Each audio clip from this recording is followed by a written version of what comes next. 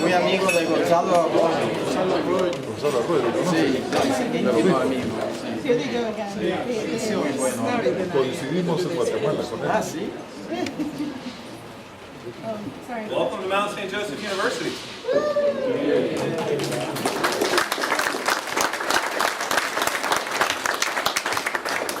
I want to thank all of you for coming from far and wide, from such places as El Salvador, Chile, Ethiopia, Mauritius, Australia, and a lot of different states from our own country here. So it's really an honor for myself and I think Mount St. Joe to welcome all of you to our campus. So thank you again.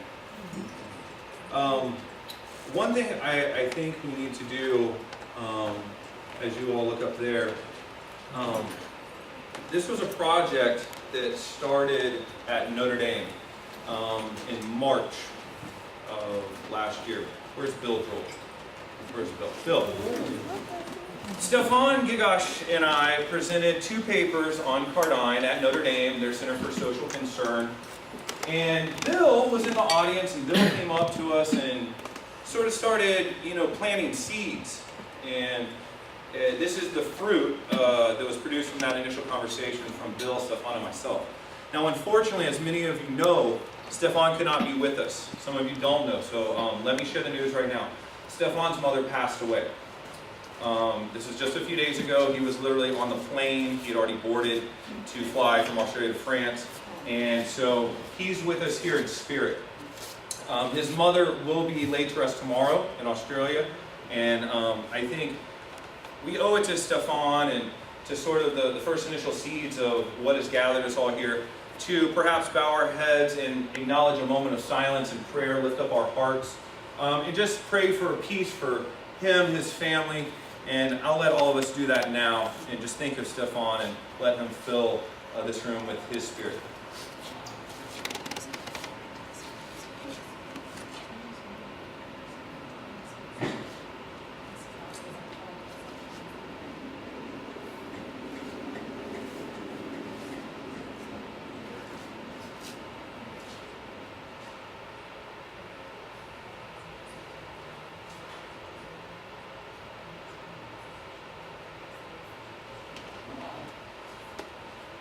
Thank you very much. Stefan will get to see everything we're talking about, all the presentations, all the keynotes, the workshops, because as you can see, we're videoing everything. So he will get to be part of our production and part of our community. So I think we can be happy knowing that. What I'd like us to do now, since Bill was sort of the initial provocateur of this event and this idea, I'd like to invite Bill to maybe stand and offer us just a quick prayer, a blessing of our food.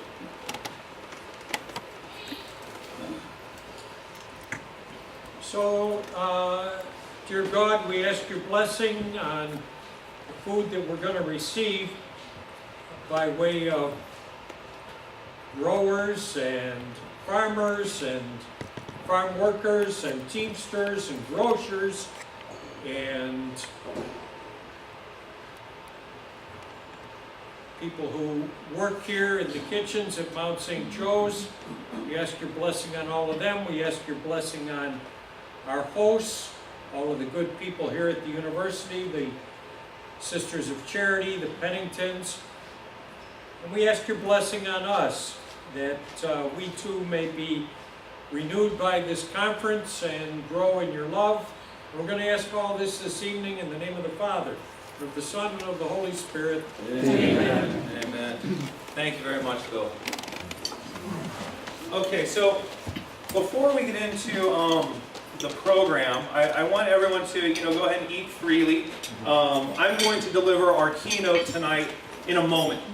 Before we get to sort of overview of Cardijn and how influential, or as I like to say, along with Joe Holland, we came up with this idea of calling Cardijn's method canonical. And I'll explain what that sort of means in terms of Catholic social teaching in the 20th century. But maybe first, before we get to my talk, it would be probably prudent to invite up someone who represents one of our sponsors. Ian Mitchell from the USCCB Catholic Campaign of Human Development. Ian, if you want to come on up. He's just going to say a few words, a few brief comments about how the mission of the USCCB CCHD aligns with the aims of our conference, of why we're all here. And so, without further ado, welcome. Hello everyone, good evening. Good evening. It's great to be here with all of you. For me this is very exciting. When I first got wind of this gathering coming together, I had a feeling that it was going to be an interesting group of folks.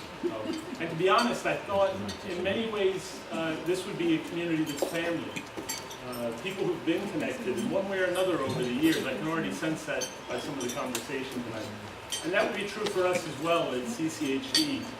We very much consider ourselves part of this family that has learned and continues some of the heritage that Cardinal Cardijn expressed. So it's a joy to be with you, and I have a lot to learn being here amongst you this evening. I just wanted to say a little bit about where we're at today and why we consider it a powerful thing to sponsor this gathering.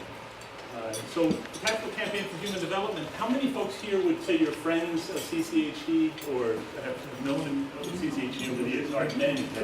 So you guys probably know the history better than I do. We're coming up to our 50th anniversary. So it's been a beautiful and powerful 50 years of work with people all around the country to try and lift up their own lives, lift up their gifts, and contribute to society. So we're still focused primarily on poverty. Poverty still continues to be just a crushing challenge in this country for many people. Not all of us are close to it all the time, but that is a key concern. So just to point out to you, we have some materials out on the table. Poverty USA expresses the educational mission of CCHD, and that continues, primarily around the issue of poverty in the United States. We very much so, we carry this tradition of Cardinal Cardijn, CCHD, as Catholics, as people of faith. But we also express the work outside into civil society through partnership with all these groups that are funded through the generosity of people who support the Catholic Campaign for Human Development. So we have this kind of inward-outward quality that's a really rich gift. It also is a way that community develops, not only outside the church, but inside the church. So we have developed some resources to try and express that. The Communities of Salt and Light statement is still very much a touchstone for us. We continue to lift that up, so we have a website, wearesaltandlight.org. It says something about the way this method of reflection on experience and moving into action in community, the way that builds up our Catholic communities as well, universities, parishes, and helps us work with people outside so that we're not stuck on an island by ourselves. Very much as Pope Francis says, get out of yourselves, go and be with others, encounter people. So we continue that mission also through the Communities of Salt and Light and We Are Salt and Light. I'd say just, a core for us are the people of the groups that we work with.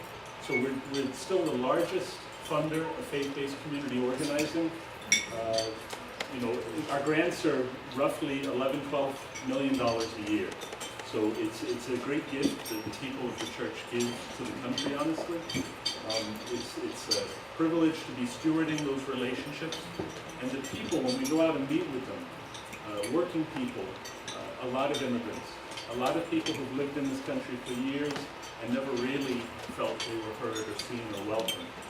To be with those people, expressing their gifts, finding their voices, is a very powerful thing. And so we have voices we're always lifting up. There's a little newsletter out there that gives you an example of some of that vision, that the gifts are very much in the people already, if we can just receive them and welcome them and listen to them. So the voices of the people are a big part of our work. Last thing I'll say is, if you would like to know more about what we're doing, please do sign up for Notes for Neighbors. That's on the back side of the Poverty USA card. Notes for Neighbors is a very good way to stay in touch with the justice and peace work of the Bishops' Conference in general, including the Catholic Campaign for Human Development. And it's a way that we might be able to continue to connect with all of you in your own work, your own ministries. So there's cards out there on the table. I hope we'll get to meet while we're here together. Mostly for me, this is a time of exploration. As I say, it's as though we've all been sent out on a mission, but sometimes we get disconnected. We're travelers in the vineyard, and we need to reconnect. And this is a time of powerful need for renewal in our church, in the country, in society. And even though we're small in number in some ways, I think it's a very powerful gathering of renewal. So we're pleased to be sponsors. We look forward to learning with you, and we hope that you'll keep in touch with CCHD. Thank you very much. Thank you.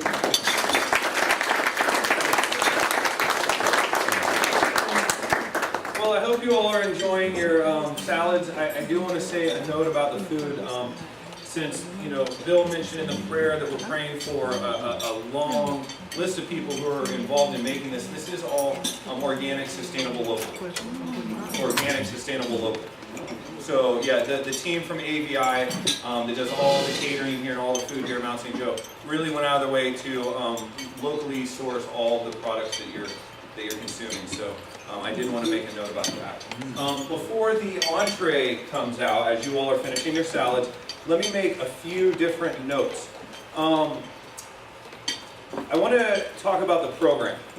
Let me say, some of you checked in early yesterday, great.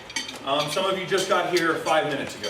So if you haven't had a chance to get a lanyard, which I have a clip, I am countercultural, I guess, please pick up your lanyard so we can all start learning each other's names. And also make sure you pick up a program because it provides all the details to all of the events for the remainder of the weekend. Some notable changes. Tomorrow's dinner will be in here. On the program, it does say the dining hall, which is technically in there. That's where you'll be having breakfast tomorrow. Breakfast will take place in the dining hall. It's buffet style. Same thing, sort of with lunch. It'll be in there.